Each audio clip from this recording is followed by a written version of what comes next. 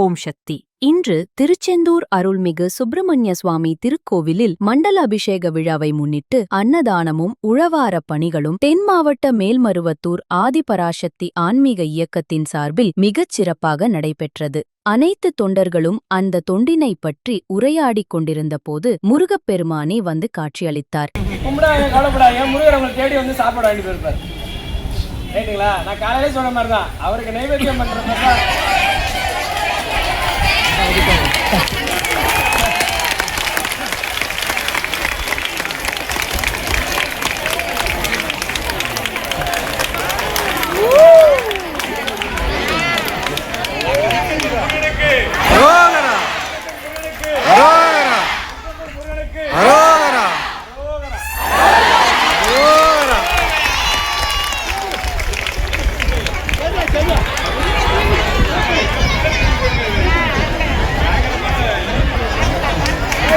இதுவே நம் அம்மாவின் கருணை. தொண்டு செய்வோம், தொடர்ந்து செய்வோம். ஓம் சக்தி.